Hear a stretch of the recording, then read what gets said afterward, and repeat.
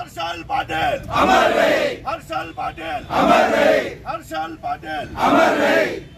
विनादंड मुदतवाढ मिळालीच पाहिजे, असा कसा देत नाही, घेतल्याशिवाय राहत नाही, असा कसा देत नाही, घेतल्याशिवाय राहत नाही। कामाचा निधी मिळालाच पाहिजे, कामाचा निधी मिळालाच पाहिजे, असा कसा देत नाही, घेतल्याशिवाय राहत नाही। हर्षल पाटील अमर रहे, हर्षल पाटील अमर रहे।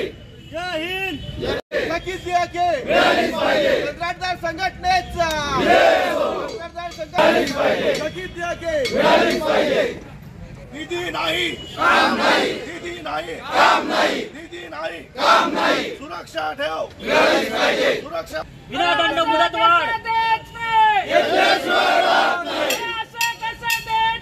घेतल्याशिवाय। पाणी पुरवठा संघटनेतर्फे आज बुलढाणा येथे धरणे आंदोलनाचा कार्यक्रम आयोजित केले.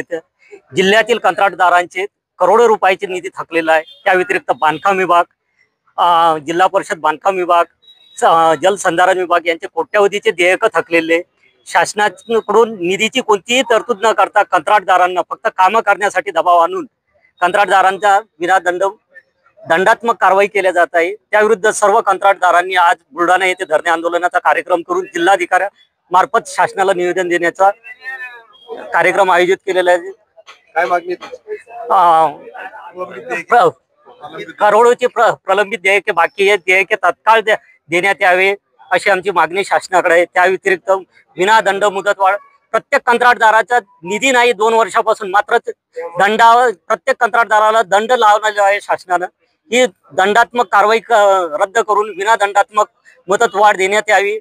तसेच शासनाचे प्रत्येक काही योजनांचे अंदाजपत्रके सुधारित करण्यासाठी शासन स्तरावर 2 वर्षापासून प्रलंबित आहे.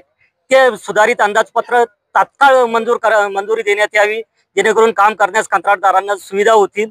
सध्या काम चालू आहेत, सध्या निधी अभावी सगळ्या कंत्राटदारांनी काम बंद आंदोलन सुरू केलेले आहे. जिल्ह्यातील पाणी पुरवठा विभाग, सार्वजनिक बांधकाम विभाग, जिल्हा परिषद बांधकाम विभाग, जलसंधारण विभागातील सर्व कंत्राटदारांनी आपले काम बंद केलेले आहे आणि असहकार आंदोलन सुरू केलेलं आहे.